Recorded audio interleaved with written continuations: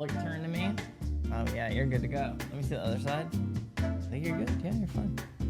Have you rubbed this yet since I shaved it? Wild. It's always fun. That's good stuff. It always makes me like way more intense, being like, Yeah. you know. Howdy, everyone, and welcome to the Corn Corner Podcast. It ain't my first rodeo, but I wish it was. I just like the way in which you did it. It was so theatrical and perfect. Listen, this is what this podcast is about, folks. Yeah. You good? All right, say your thing. I'm Cam Damage, and I used to babysit for John and Kate +8, and the horror stories I could tell you, you can't even imagine. Speaking of a large family, today we're going to speak about loving many. We're going to speak about the family table. We're going to speak about Google spreadsheets and how they play a role in the modern relationship. We're talking about polyamory. All hands meeting with the polycule. Meet us in 5, people.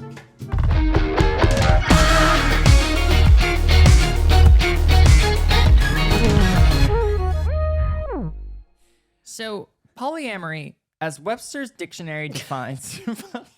That's you starting like the first speech at a polyamorous wedding. Webster's dictionary defines polyamory as poly, the prefix meaning. So, you have prescribed to polyamory for many of a year. Yeah. How many? You gotta pull it together. I don't know. You gotta pull it together. We're talking about a serious subject. People, I want to do this. Polyamory, and this is. I don't know why it's so funny. Like you, because we're both poly. Yeah. And like you're not as practicing poly as I am. Whatever. But for some reason, you talking about it, it's like I feel like you're just always making fun of me. Well, even though you're not like monogamous or judgmental of monogamous or polyamorous people. It's just like for some reason when you talk about it, I'm like, I'm the fucking asshole. like we're making fun of the polycule down on this is the farmhouse and we have goats and shit and we all live in a commune. Well, I like to find the absurdity in things. Yeah, and that's I think true. that there's a lot of absurdity in poly. I'm not saying that's bad, but it's a little. You don't do Google spreadsheet poly. No. But people do. Yeah. And I don't think there's anything wrong with that. Do whatever you want as long as everyone's on the same page. Yeah. But you have to admit that there is some absurdity about the Google spreadsheet poly. Yeah. It's funny in the nature of what it is. And I do think that once again, just like this is like a forewarning of the whole episode. We're gonna say things that sound like we're making fun of people's lifestyle choices in terms of poly. We're not. We're just pointing out how hilarious the various approaches to poly are. Just funny. Because I think that the poly all hands meeting is obscene. And I used to participate in those, like in different relationships when I was younger. But like now in my life, there's never going to be a point in my life that I go and get Brad and Mike and say, hey fellas, join me in the living room. We need to have a check-in. Like we need to have a relationship check-in. If you're, I'm sorry, if you're having like a relationship check-in thing, that worries me. I think that there's healthy ways to do it. I shouldn't say that, but I think that there's different ways different people do it. But right now, where you're at in your poly life, you don't need that. Yeah. But there was a point in which you did need that. Yeah. And maybe there will be another point where you needed it. But I think a key thing here is that you no longer do rope and kink in your poly life. Yeah. And I think that that's the reason why you've that's true journeyed away from it. Yeah. It's such a relief to not have poly focused around the incestuous nature of rope and kink community stuff. Yeah. Where everyone's, I'm dating such and such who's also whatever, you know. Yeah, I think that it does get very confusing. It gets very like murky because kink is a inherently connected thing that we do together. Yeah. And a lot of times people always aren't on the same page. So having a check-in, having that kind of stuff is like pretty vital. It's also, that makes me think of something we talked about literally on the dog walk today, where I was talking about how wild it is to go slowly in engaging in a new relationship versus when we were super active in kink and rope community stuff. And it would be like, I tied with someone, I'm in love with them. Yeah. I'm like going to try to tie with them as much as possible and do this crazy shit. And we're going to say, I love you in 2 weeks. Yeah. And we're going to be FetLife official. And like all this, like, and it happens so much, like it was so normal for that to happen. There are a lot of steps that the kink scene has in place where you can like get onboarded with someone very quickly. Yeah. You know, like it's hey, we're gonna speed up your onboarding. Yeah. Like us in the polycule. It's like true though. Yeah, like it makes sense. Yeah. That's what it is. It's like an immediate you bypass so many different things that happen in like a typical dating scenario of like getting to know someone and whatever and go straight for the play stuff. Yeah. And that makes everything else seemingly irrelevant, which now in retrospect, I'm like, yeah, it's fucking insane. But I think one of the things that's said a lot is that relationships look different for different people. And that's true. But I think the lens you look at those relationships with needs to be different. For instance, like friendships, doing a cool activity together is different than being in like a relationship with somebody. And you can still do kink in either one of those one of those buckets. But if like you're really friends together and you're doing kink together and you're connected in some way, that's not a relationship. Yeah. That's like a friendship. Like platonic relationship. Then we get into all that messy stuff. It is, but what's that one meme that's like something about queers and platonic relationships and it's like, that's just friendship. Like you're just friends. Yeah. So I think that like a lot of it gets murky because we want to look at it through the lens of like relationships. Yeah. And not through the lens of friendships and platonic and stuff. Where do things cross over and defining that. Yeah. So I don't know. I guess that is like, but it's impossible to look at it when you're in it. Yes. Because you're. Yeah. I will say that the way I approach poly, so I've been polyamorous since I was like 19, which is in retrospect, I'm like, that's bananas to think about. Yeah. But as soon as I learned about it and had the vocabulary, I was like, yeah, that's correct. Like, that's how I'm trying to be. I didn't go about it in a great way. Poor Brad. No one does. But that has been rectified, and now I'm much better at it. And I'm not like an expert or anything, and I'm not perfect at it, but we're a lot better at 34 than we were at 19. Yeah. Shocking how that happens. Yeah. But I will say I do approach it a lot differently now, especially being out of kink and stuff, where I am a lot more. I feel there's like a collector scenario that happens when we were younger with poly. Like, you were able to do these things, so it was like, well, how many people can I date? Like, or like, I'll just keep, accruing relationships and whatever. And there wasn't a time when you decided I am polysaturated, which is a term that I feel silly, but it is a real thing. And one that I've learned for myself is like, when I am polysaturated, whatever, to be like, okay, chill, whatever. And also, I don't look for fucking shit anymore, which is great. Like, I don't know how you were when you were active in rope and kink and stuff, but like, I was actively like hunting for things like relationships and dynamics or whatever when I was in my 20s. Yeah, I definitely wasn't. Yeah. But I think we kind of look at it differently because I have one partner, but I would still call myself non-monogamous or poly, mainly because what I've gained from non-monogamous things is just being in a relationship with yourself is the most important thing. And I unlearned a bunch of toxic monogamy that I was taught growing up. So I never like looked for people. I didn't even know what being non-monogamous was until I found kink. I found kink before I found non-monogamy. Mm-hmm. And I think that's probably true for a lot of people, honestly. Actually, it's not true. I'm really? so sorry I said that, and I'm just realizing. Oh, I think you meant me saying that. I was like, I don't think it is true. Oh, no. For me, what I just said is not true at all. I found it like right before I found kink, actually.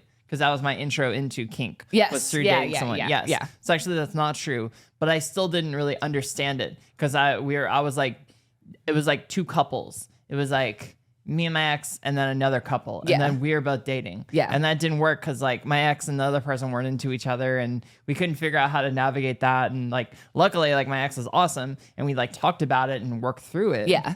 But it's still like, I was like, then I like found someone else that I liked and then we like were together. And then non-monogamy is really just a language to like play with other people and stuff like that. Yeah. And not have like deep relationships necessarily initially. It was never about me having like, like at one point we dated another person together. Like there was a little like triad. Yeah. And that was honestly, that was really cool when it was cool. But didn't last. It never lasts. No, it never lasts. You know, I don't. Dating someone as a couple is really rough. Well, we were all three like equal. Yeah. But that's the thing is like you're never really equal. But it wasn't like two of us dating one. Yeah. It was like the three of us were dating. And like I said, when it was good, it was good. Yeah. It was amazing. But it just never was like always that. That's the three being equal thing. It's like a huge part of polyamory that I don't actually get to talk about a lot, is that I feel like when we were coming up, like, and I was in my 20s, people adhering to non-hierarchical polyamory or non-monogamy, where it was like, fuck your hierarchy and your polyamory, blah, blah, blah, that kind of stuff. And I do believe people can operate that way, but I also think it's incredibly unrealistic because personally, like, I've been with Brad since 2009 and that takes everything. Like if Brad needs me somewhere, or if Brad like says that he has valid feelings for me not wanting to do something, then like that wins. Brad's like my like nesting partner, life partner, like whatever. Same for Mike, like cause he's like another like super long term. Yeah. Like he's lifer. But I think that the idea of non-hierarchical whatever is I don't think it's real. I don't think it's realistic. There's always going to be someone, especially if you're married and engaging in polyamory, your marriage partner is going to be the person. Yeah. That's the one you live with or whatever. Yeah. So that's a thing that I always I get like personally agitated when people would say that like hierarchy and polyamory is fucked up. Yeah. The way that we have to live life. Yeah. The way that like you're gonna get me on my walkable cities tangent. But honestly, like I mean the How concept do we get there? the concept of like everyone needing their own car to go and do a simple task of getting groceries. Yeah. That means that you can't have a village. You know, that idea that I think a lot of people say that it's a community based thing and all this stuff. It's like it's not, unless you literally live in the same space and can do things together, cool. But without that, it's like we all need our own houses. Yeah. You need to go do the chores on your own. Like there's all these functions that like have to be separate by how life is set up. Yeah. In at least America in like 2023, it's like you can't function outside of that. Also, I feel like the engaging in polyamory sets people up to be stop touching my fucking foot. I keep touching your foot. I'm crossing the other one. Codependent. Like there's a high correlation with codependence in polyamory because it allows people to never just be alone.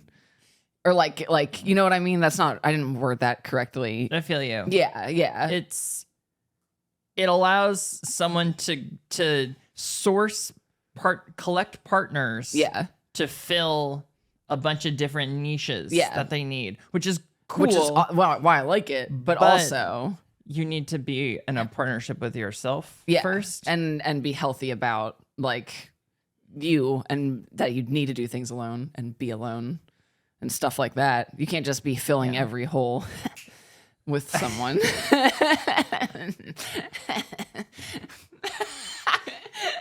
I get it. But that is. It's hard because it's a double-edged sword, because I like poly and have engaged in poly for so long because I don't want any one person to be everything in my life, and I don't want to be everything in any one person's life. Yeah. Like I can't have someone depending on me for like their schedule or being bummed if I can't do anything or do something, whatever, on that day. And I'm the source of this type of happiness for them. I don't want to be the sole source of someone's like emotional heart happiness. Yeah. That's bananas to me. Yeah.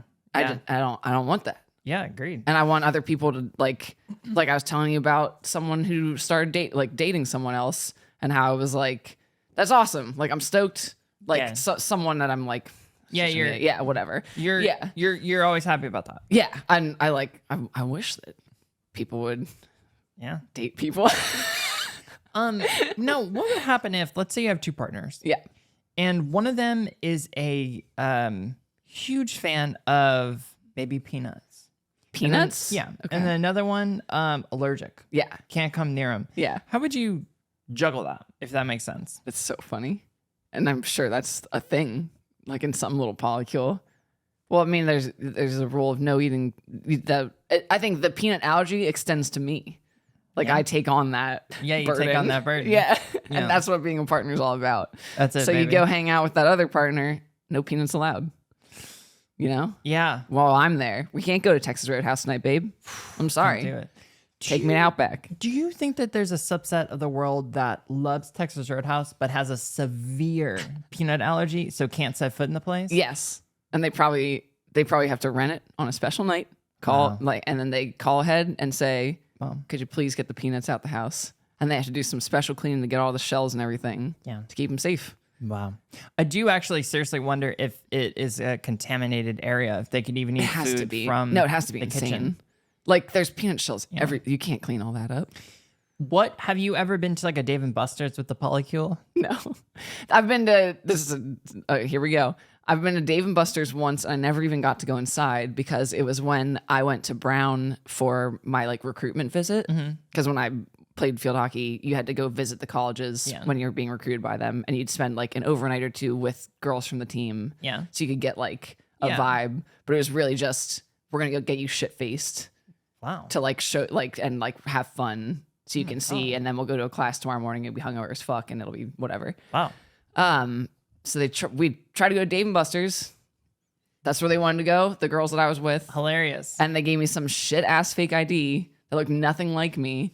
And we got to like the door and the guy was like I looked like, people say I have a baby face now. Imagine me at 17 on my college visit trying to go to Dave & Buster's being like, with my little stretched ears and like so stupid. Anyway, no, never been to that. I'm trying to think of that's so insulting. You couldn't even get into Dave & Buster's. It's like in a college town, like in Providence, they were like, no, in the mall, Dave & Buster's also.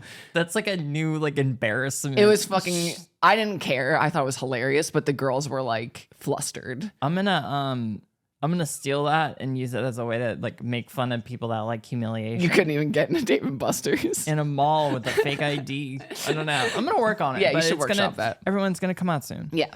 I'm not a big activities with the polycule thing. Yeah, you're not a big activities. Not in general. Not really. If I am, I like a one-on-one or like Mike, Brad, and I have done stuff like gone to the movies all together. Yeah. But like Mike and Brad don't have a relationship. Yeah. Can you imagine? No. That'd be fucking hilarious. No. That'd be the weirdest. I thought you were gonna say Mike and Brad don't have a beef with each other. Yeah, they don't hate each other. Yeah. So it's a good thing because their bedrooms are 6 feet from each other. Yeah. I do love that, by the way. Yeah. I never actually considered the setup. Yeah. For people who don't know, me, Brad, and Mike live together, and we all have our own bedrooms, which highly recommend anyone out there, married, whatever, living with a partner, just have your own bedroom. Give it up. It's the best thing ever. It's awesome. Anyway, so it's like Brad's room, my room, and Mike's room. So my room's like in the middle, and it's like so like cute. Everyone's rooms are different vibes, and like the light is different. They smell different. You walk in, it's like a different ecosystem in each one. Yeah. It's great. Yeah. Why do you think polyamory gets a bad rap? Really open-ended question there. I feel like there's like huge animosity things with like online. there's always those relationship blog things that they seem like they're shitting on monogamy, and they're not really. They're just pointing out like the faults in monogamy, where there are also faults in polyamory. So there's not whatever. But like, or I guess the more question is like, where do you think polyamory can go wrong? Like, why does it go south easily? Where do those things happen? I think a lot of people that write about polyamory take the lens of dissing monogamy because it's easy. Yeah. It's like... it's the lowest hanging fruit. Yeah, if you're agnostic or an atheist, instead of talking about that, you talk about how bad it is to believe in God. Yeah. Like, it's just being negative is easier than being positive. Yeah. So I think that's probably why all that sucks. Where's the biggest place for it to go wrong? I guess that's also based on personal stuff a little bit. I think the biggest place for it to go wrong, I think there's two tree branches here. One is if it has kink, one is if it doesn't. I really do think that, because like if it has kink, there's a whole nother layer to it. There's gaslighting. There's all these things of being like saying things like, I'm not descriptive, I'm prescriptive. Saying like you've said that before. Saying something like, it's in the vein of relationship anarchy. Okay. We're saying I don't give titles. Yeah. I just look at what it is, and I don't worry about saying Yeah. It just is what it is. God, I hate that. Yeah, well, it's gaslighting. It's emotional manipulation. Yeah. It's by not defining something, you're keeping someone guessing. Yeah. When someone's asking for a defining factor of the thing. Yeah, like, so they what can is know this? how to operate. Yeah. You know? Like, hey, like what are we doing? we? What are we? Like, that isn't a time to say, I don't know. I'm a relationship anarchist. I don't believe in titles. Yeah. Like, there's a power imbalance there. Yeah. There's an expectation imbalance there. Yeah. So I think that's the number one place it can go wrong. Yeah. Is when people don't define shit and they just say like non-hierarchical poly. Yeah. Is like that. You know, whereas like people need to know where they are in their people life. need to know where they stand with you. Yeah. Yeah, I would agree. That's really important. Yeah. I think that the ability to abuse someone like that is quite high. Oh, in that specific scenario? Yeah. Yeah. I mean, we'll just have another kink episode or something where we talk about that, because we talked about that in the Folsom one way back when. But I guess I guess that can happen in kink and not kinky relationships. I just think that kink adds a lot of pressure to everything. Oh, for sure. Also, kink is getting posted on social media. Yeah. Like that currency that you get from posting is real. Yeah. The relief that I have experienced from stepping back from all that shit. Like, I still obviously like engaging in it, but I'm incredibly more selective, even in terms of the content I'm producing. And like how I'm interacting with it, who I'm interacting with in it, the things I post from it. Like, it's so much different than I scroll back on my main Instagram, and it used to like rope. Like it was just all rope shit, and like it was fun. I'm just like, for what? Anyway, yeah, it was a weird thing, and it certainly breeds. I think what I think is like the biggest. Not issue, I don't know what other word to use in poly and kink, frankly, but in poly is jealousy and how it's handled or like approached. And that's where people run into a lot of problems. Because people think you're not supposed to be jealous or for some reason. Like you're supposed to be poly and just be like, whatever you do is cool. Like everything's cool. I don't need to know. And like, even if I do know, I'm not supposed to care. And that's just not reasonable. Yeah. Like, humans aren't like that. Like, some people really don't give a shit about what their partner is doing, and they just want to know that it's safe and whatever. But to expect someone to not have any emotional reaction to like someone they love engaging with someone else is like not real. I'm not saying that it is always the burden of the like if you have a partner and they go out and they do something to someone else and you feel jealous, it's not always your fault to feel jealous. That partner could be handling it really poorly with the other person. They could be gaslighting you. They could be manipulating you. They could be withholding details from you. Yeah. They could be all these kinds of things. So I'm not saying that at all. Yeah. But I do think that's something you can do when you feel jealous is think about why you're jealous. Yes. And a lot of it is like the patriarchy. A lot of it is the idea of owning your partner. Yeah. A lot of it's like that kind of shit. Yeah. I think that's toxic misogyny. Yeah. Yeah. I'm never saying to like avoid jealousy or where to place blame. Totally. Online I always say it is analyze where it's coming from. Yeah. And then just fucking talk to communicate with your partner. That's like what it always comes down to. It's really hard to do though. I know. Because what I just said is like you're confronting the fact that you say like, hey, I think that I've been taught my whole life via my parents' relationship and my grandparents' relationship that if you're my partner, I have claim over you. Yeah, like agency over you. Yeah. And also like if you're with another person, that means that you're dirty. Oh yeah, yeah. That kind of stuff. And that I'm wrong because you're like giving someone else attention. So what did I do? Like things like that. Or maybe I value this sexual act really high because in high school this person wouldn't do it for me and I wanted it. Like all this stuff goes into that like thing you need to unpack. Yes. And it's really difficult to say like, this is how I feel. Yeah. Because it's embarrassing. Yeah. I would agree. I think I've only just in the past like year or two gotten to a place of talking about my feelings where I can sit down and word it in a way that is, this is what my brain is telling me. Yeah. I realize this may not be the present reality, but this is what I feel. Can we talk about it and what we can do, whatever. Yeah. And it's important to be able to engage in those discussions. And also for both parties to keep calm is one of the biggest things because you need to be able to bring up issues to a partner, issues, feelings, whatever the hell, and not have the person like fly off the fucking handle.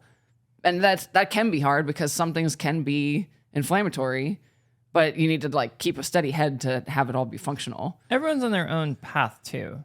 Like everyone needs their own, because it works differently. I'm thinking about this right now through the lens of a couple opening up their relationship and experiencing poly for the first time, I suppose.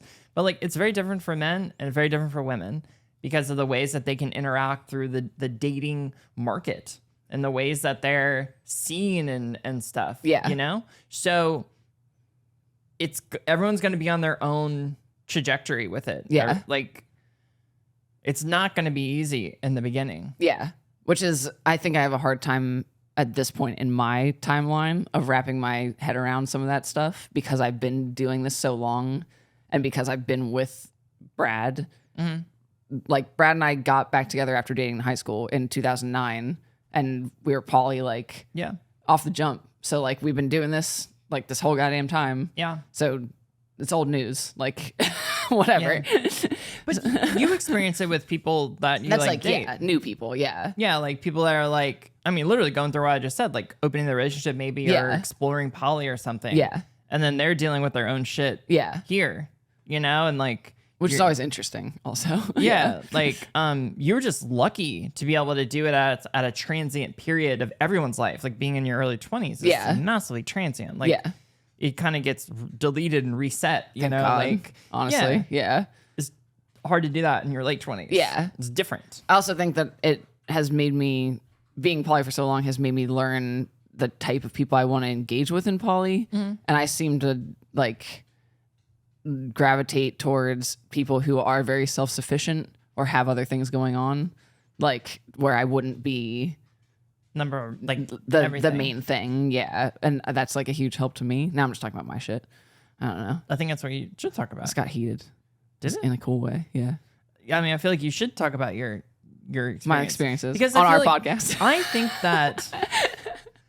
I think that the issues surrounding and you brought this up earlier. Yeah. The issues surrounding non-monogamy, non-traditional relationships, polyamory, is that people don't talk about their own shit and they want to talk about it as a concept. Yeah. As an abstract. It doesn't work as an abstract. Yeah. Because we're not there yet as a society. There's how much of the world is poly? Yeah. Not that much. I mean, we're still renting houses saying this is our roommate. Yeah. Like so it doesn't work to make generalizations around it. And there are no generalizations either. Yeah, it works for everybody specifically. Yeah. And I think that the generalizations is what hurts us more. Because it makes people think they need to act a certain way surrounding it in their own relationships. Yeah. Instead of like forging their own blah, blah, blah, blah. That's why I'm like I don't like reading the books. I haven't gleaned, I'm sure some of them are good, but I have never gleaned much help from them necessarily on like how to better operate and stuff within the way that I've learned best and become better, quote unquote, at operating poly is just fucking living it for over a decade. I think it's also important to point out that you started it when you were very young. Yeah. That's huge. And in a very unhealthy way also. Yes. But yes. Like that. Yeah. But that is key to your reason why you learned it from doing it. Yes. Yeah. Like that doesn't work for people that are not in your, that didn't have that upbringing. Yeah. You know? Because for me, I did read some stuff. Okay. And I think it was helpful. Word. And did you read like The Ethical Slut and stuff? No, but I read is it Sex After Dawn or Sex Before Dawn? I know what you're talking about, but I don't know. What is that book? What is that fucking book? I can't remember. But that book, I think it's before. I don't know. I know what you're talking about. Me and my ex, and we were like, let's explore poly. Yeah. We read that book, and honestly, I thought it was great. Huh. It helped me a lot because it talked about it told me that in the beginning, Yeah. tribes were some version of community Egalitarian support. Yeah. Right? Yeah. And then the patriarchy, It's the, true. the world Yeah. wants us to be in separate homes. They Yes. want us to own separate cars. Yeah. They want us to like pay our own Capitalism. property. It's like Yeah. that is what really made the nuclear family. Yeah. Capitalism. Yeah. And that was cool as a concept for me to hear. And that kind of told me like, okay, there's some legitimacy to this. And that got me to start thinking about things differently. Outside of monogamy. And then the other thing that I did was I found some like poly people in the world that I respected, and they talked about how they felt when their partner was out, because like I dealt with a lot of jealousy. Oh, for when, sure. Like my partner would go out and on a date with somebody. Yeah. I remember saying crazy shit to myself, like I'm gonna jump off a building because I wanted attention. Yes. You know, like wild shit like that. Yeah.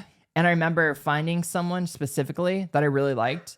And this person had a bunch of like, I tell myself this when my partner's out and I'm feeling jealous and stuff. And that helped me in the super, super beginning. Yeah. Oh, I think that kind of stuff still helps also. Like, and I'm pretty solid now in terms of other like partners, whatever, interacting with other people.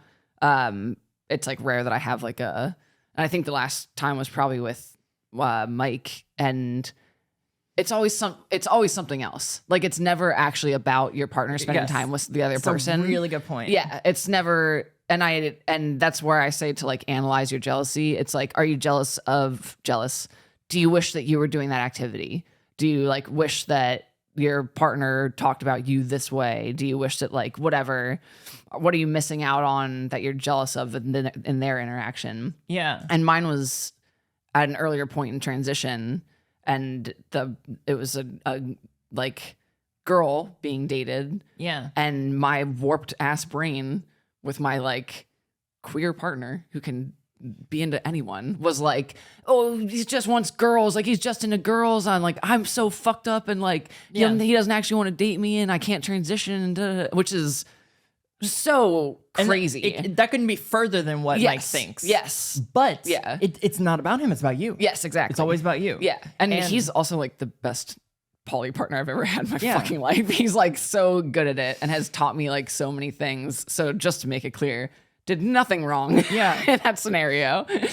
But it was your insecurities around being an early transitioning, you know, like person and seeing changes in maybe how the world interact with you and how you interact with the world. And then you're like scared because you're like, damn, is this the thing that like I'm going to miss or whatever? And what's also hilarious about it is because the insecurity was about me and my transition stuff, there was no right answer. Yeah. Because he could have been dating a trans dude. And then I would have been like, blah, you already got a trans dude. Now I can't like, you know, like all this, whatever. Like he doesn't want to date two because it's all to me. Like it's all like, and that has always been the biggest thing for me in poly is like getting control of jealousy and where it's coming from and harnessing it to be like you know, y'all went on a date to the movies and I'm jealous. Hey, can we go on a movie date next week? Like, cool. That'll be fun. And being excited for partners' activities with other people, which was something I used to like, used to seethe. Yeah. Like looking at like them tying or whatever and being mad about them having a good time with someone else, which now I'm like, why wouldn't you want them to have a good time with someone else? Literally was my next thing I was going to say is that what I think now is just joy. Yes. Because I'm like, yeah, love, like, you know. Of course I want them to be happy. Yeah, like, why would I want my boyfriend to be happy? Yeah. Like, do things. Yeah. And I do think about how it was early in my poly journey and how mean I was. Oh, yeah. And I apologize all the time to my ex. Yeah. You know, and we're like best friends. I apologize all the time. Yeah. And you know, say how sorry I was because I was really, really mean. Yeah. I think that's a thing that comes with the ingrained monogamy and toxic misogyny and whatever of the world in relationships is that we grow up thinking that we're supposed to be the only source of our partner's happiness.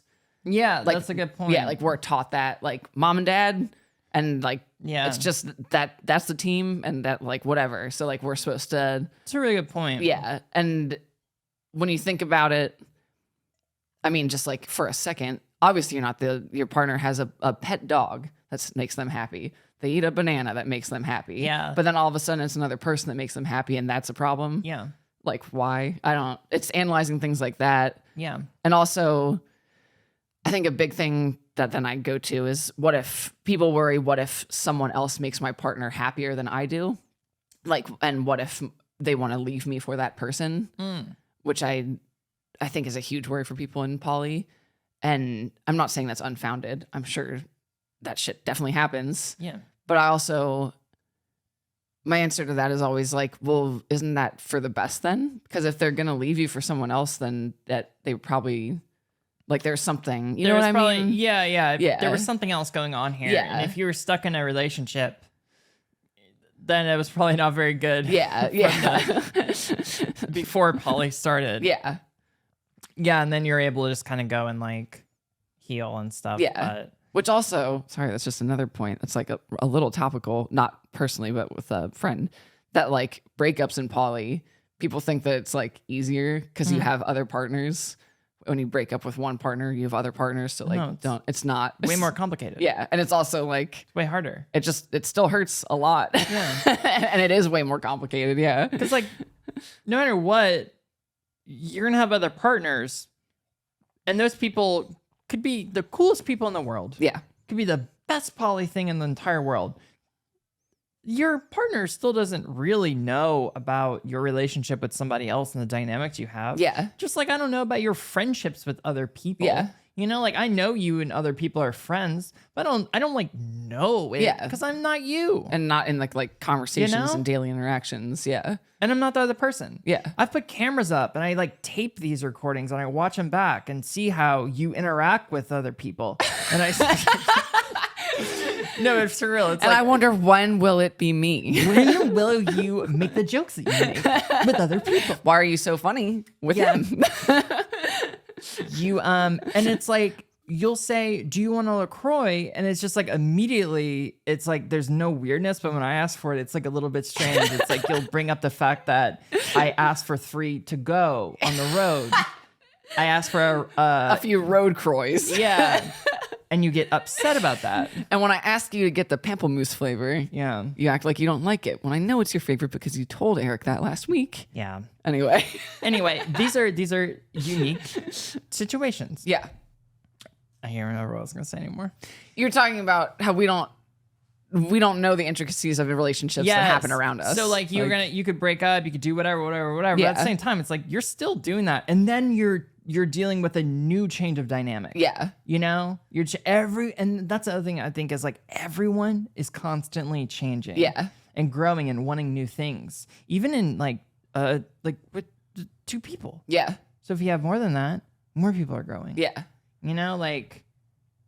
Also, yeah, just on the breakup thing, I think it's like people think it's easier because you have someone to like lean on or whatever, but then it's really, there's like a chain reaction of like, you feel like fucking shit. So like you're kind of checked out a little bit, and then your partners need to also like manage their wants and expectations and offer support and give you space and da-da-da-da. And it sets off like a whole thing. Yeah. And I just wish people were, I don't know. I think it's hard. I think a lot of people look at it like poly is the way. Yeah. And I don't believe that. Like it makes everything easier. I don't believe that. Yeah. I don't believe that poly is right for everyone. I agree. I don't think that there's anything like that. I think that it's you should go slow. Yeah. I think that you should read. I think like Sex at Dawn. Yeah. Great book. I really like it. I think you I wasn't saying not to read. Yeah, I feel you. You just didn't do it. Yeah. Hate books. Yeah, I guess I just want to get through that, like, yeah, you're not a reader. No. That it's not this like godsend that people say it is. Yes. Yeah. And that's not to say that it's bad. No. Everything is gray.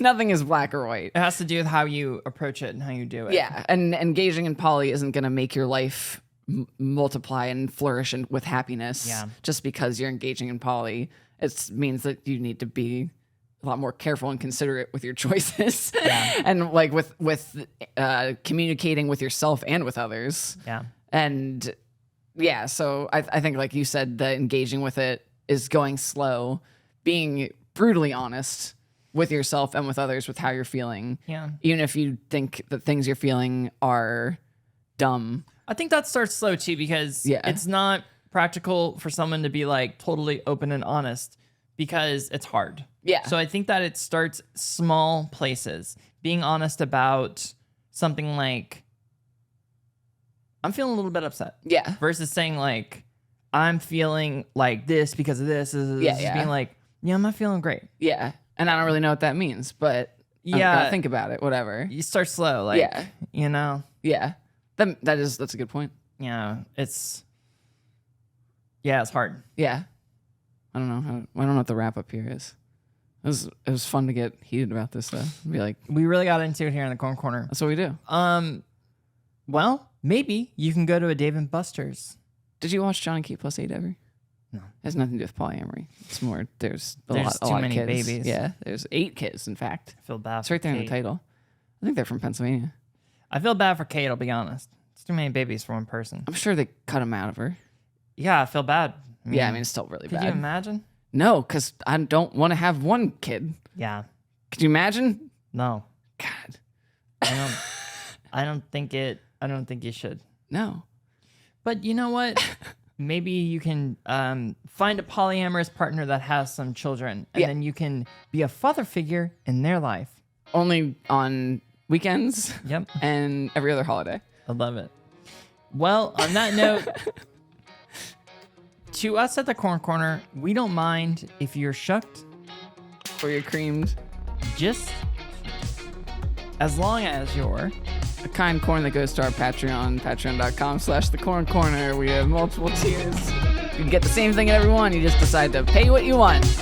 Pay what you want, folks.